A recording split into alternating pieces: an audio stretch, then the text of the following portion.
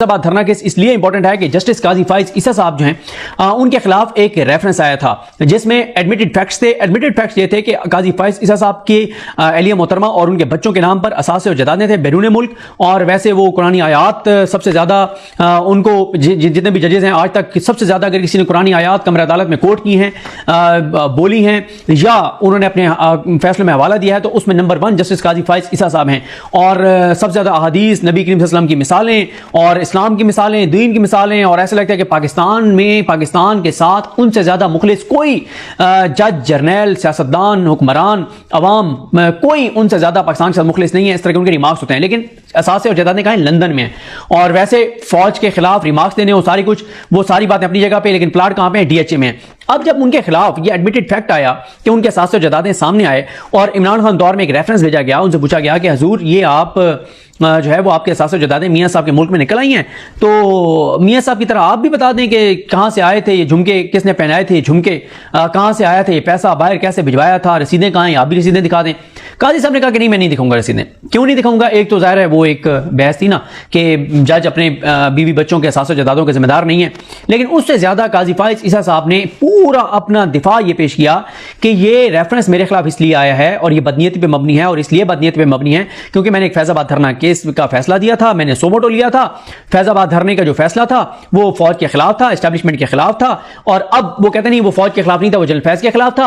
अब आके कहते हैं तो इसलिए मेरे खिलाफ ये रेफरेंस आया। और काजी साहब ने अपनी उन असासे और जायदादों का ना उस वक्त हिसाब दिया था, ना आज जवाब दिया है कि वो पैसा आया कहां से, भिजवाया कैसे। आज तक काजी फाइज ईसा साहब ने उसका जवाब नहीं दिया। और सबसे अच्छी बात यह हुई है और यह नाकाबिले यकीन है कि नून लीग के हाथों सब कुछ बर्बाद हुआ है। अच्छा, ये काजी फाइज ईसा साहब और नून लीग दोनों को नुकसान हुआ है, क्योंकि नून लीग भी ये कहती है कि जो फैजाबाद धरना था वो हमारे खिलाफ एस्टेब्लिशमेंट ने करवाया था, फौज ने करवाया था, उस वक्त के आर्मी चीफ ने DGI ने करवाया था, और एक साजिश थी। कोई ऐसी बात नहीं थी कि कोई जो है वो खत्म नबूवत के हवाले से कोई तब्दीली की गई हो कागजात नामजदगी में। बात यह है कि अगर कागजात नामजदगी में कोई तब्दीली नहीं हुई थी खत्म नबूवत के हवाले से, तो एक राजा जफरुल हक कमीशन बनाया गया था। आज तक राजा जफरुल हक कमीशन की रिपोर्ट मंजर-ए-आम पर क्यों नहीं आई? शहबाज शरीफ ने कन्वेंशन सेंटर में खिताब करते हुए कहा था कि मियां साहब जिसने ये खिलवाड़ किया है, जिसने ये काम किया है, उसको पार्टी से निकालें। फिर मियां राजा जफरुल हक कमीशन बनाया था। आज तक उस राजा जफरुल हक कमीशन की रिपोर्ट नहीं आई, क्योंकि राजा जफरुल हक कमीशन ने रिपोर्ट दी थी। उन्होंने बताया था कि नून लीग की किस खातून का इस सारे के पीछे उनका काम था, क्या मामला था, वो रिपोर्ट तैयार हुई थी, लेकिन आज तक उस रिपोर्ट को पब्लिक नहीं किया गया। अच्छा, खैर, फैजाबाद धरने केस का फैसला आया, उसके ऊपर रिव्यू आए और काजी साहब ने जनाब आज तक सबसे ज्यादा जिस चीज को कहते हैं वो फैजाबाद, जनरल फैज, ये दो चीजें हैं जो काजी फाइज ईसा साहब के बयानिए के गिर्द घूमती हैं। काजी साहब ने इसके लिए इमरान खान पर इल्जामात लगाए, इमरान खान को कभी चीफ जस्टिस को खत, कभी किसी को खत, इमरान खान की एहलिया के ऊपर बातें, काजी फाइज साहब की एहलिया के खत, सारा कुछ चीफ जस्टिस बन के सबसे पहले जो उन्होंने केसेस लगाए उनमें से एक जो है वो जो फैजाबाद धरना केस था। अब शहबाज शरीफ के साथ मिलकर जैसे वो 6 जज के खत पे सारा वारदात डालना चाहते थे, इसी तरह से उन्होंने शहबाज शरीफ के साथ मिलकर और उन्होंने बनवा दिया कमीशन बन गया जनाब, लाला शावा फाड़ लो, ये हो जाएगा, वो हो जाएगा, फलां हो जाएगा, टुंग देंगे फैज को, तुन देंगे फैज को, नहीं छोड़ेंगे फैज को, फिक्स कर देंगे फैज को, ये कर देंगे, वो कर देंगे, और पूरा एक ड्रामा रचाया गया और सजाया गया। और वो क्लिप्स टिकटॉक पे बहुत चले, वो जो हेयरिंग के थे। आजकल ना पूरे पाकिस्तान के अंदर जो चीजें ना वो टिकटॉक के गुर्द घूम रही हैं। आप पंजाब पूरा देख लें, वो टिकटॉक चैनल है, यानी टिकटॉक बनानी है। टिकटॉक कहां से अच्छा आएगा, एंगल कौन सा होगा, फिल्टर कौन सा होगा, पीछे कौन सा होगा, दुपट्टा कौन सा होगा, कलर कौन सा होगा, मैचिंग कैसी होगी, बैठना कैसे, ये सारा टिकटॉक के गिर्द सारा कुछ घूम रहा है। अच्छा, अब वो टिकटॉक पे बड़ी चली। अब जनाब वो कमीशन बनाया गया। अब जनाब नून लीग के बनाए गए कमीशन ने, नून लीग और जस्टिस काजी फाइज ईसा साहब के बनाए गए कमीशन ने जस्टिस काजी फाइज ईसा के पूरे बयानिए को, मौक़िफ़ को झूठ करार दे दिया है। और होना तो यह चाहिए कि अब जस्टिस काजी फाइज ईसा साहब के खिलाफ अगर इस मुल्क के अंदर आइन और कानून होता, असूल होते, ज़ाब्ते होते, कायदे होते, कोई थोड़ी सी अखलाकियात बाकी होती, तो काजी फाइज साहब या तो खुद रिजाइन कर जाते, वरना इनके खिलाफ रेफरेंस आता कि आप मनसब पर बैठ के, जज के मनसब पर बैठ के आप गलत बयानी करते रहे, आप झूठ बोलते रहे कि नून लीग और आप मिलकर झूठ बोलते रहे कि फैजाबाद धरने के पीछे ISI थी, आप गलत बयानी करते रहे, आप इल्जामात लगाते रहे ISI पे। अब आपके बनाए हुए कमीशन ने बताया कि कोई ISI पीछे नहीं थी, कोई जनरल फैज पीछे नहीं थे, किसी का कोई किरदार नहीं था। हां, नेग्लिजेंस किसकी थी? शहबाज शरीफ की थी। शहबाज शरीफ की पंजाब हुकूमत ने जो है वो आने दिया, मुजाहिरीन को उन्होंने रोका नहीं है। अब आज का दिन इसलिए इंपॉर्टेंट है कि आज इस बयानिए के वेंटिलेटर पर शिफ्ट करदा मरीज को काजी फाइज साहब के सामने पेश किया जाएगा और काजी फाइज ईसा साहब फैसला करेंगे कि वेंटिलेटर उतार के और इसकी डेथ डिक्लेयर करनी है या कोई और टिकट तुन के और ठोक के इस मरीज को और थोड़ा सा इसको ताकत छाकत दे के कोई इस बयानी को जिंदा रखने की कोशिश करनी है। और वो कैसी कोशिश होगी, वो क्या होगा, ये अल्लाह की जात में तो जानती है, आज पता चलेगा।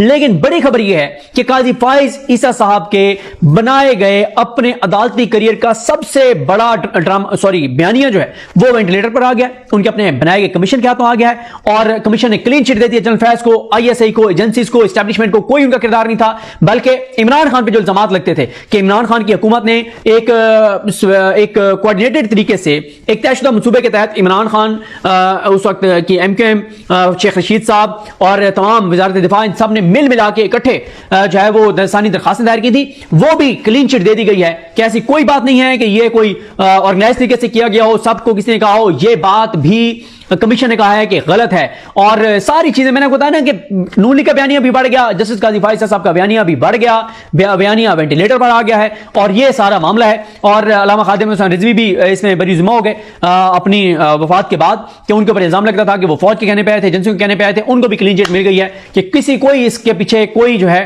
वो एजेंसी नहीं थी, कोई आईएसआई नहीं थी, कोई जनरल फैज जो है वो नहीं थे। टके टोकरी करके रख दिया गया है उस सारे फैसले को, उस सारे बयानिए को।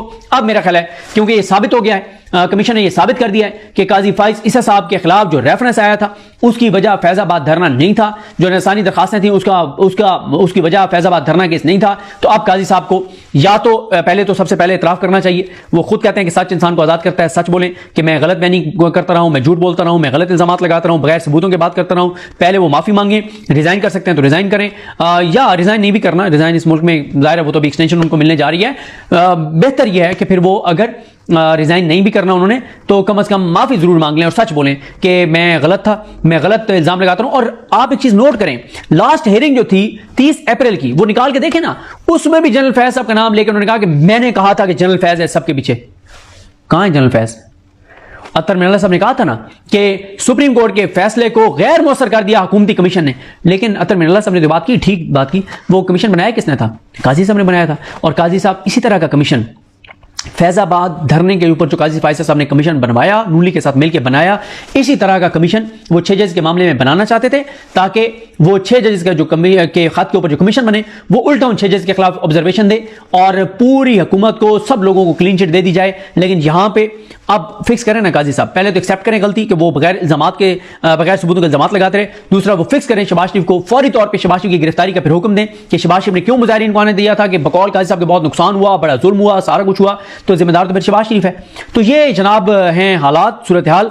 अब आज 3 रुकनी ये बेंच जो है इस केस की समाअत करने जा रहा है और आई थिंक मैं दोबारा देख भी लेता हूं, लेकिन इसमें जो चलें देखने की जरूरत नहीं है, वैसे अगर हुआ तो मैं क्लैरिफाई कर दूंगा नेक्स्ट वीडियो में। लेकिन 3 जजेस ये सुनेंगे, जस्टिस काजी फाइज ईसा साहब, उनके साथ इरफान सादत खान साहब हैं और तीसरे नईम अख्तर अफगान साहब हैं। ये 3 जजेस आज फैजाबाद धरना कमीशन रिपोर्ट के मामले को सुनेंगे। एक तरफ ये केस सुना जा रहा होगा जस्टिस काजी फाइज ईसा साहब के कोर्ट में, कोर्ट रूम नंबर 1 में, और उसके बाद कोर्ट रूम नंबर 2 में पीटीआई की मखसूस नशिस्तों वाला केस जो है वो सुना जा रहा होगा। उस पर मैं लास्ट वीडियो में बात कर चुका हूं, मखसूस नशिस्तों वाला मामला क्या है, किस तरफ है, क्या चीजें।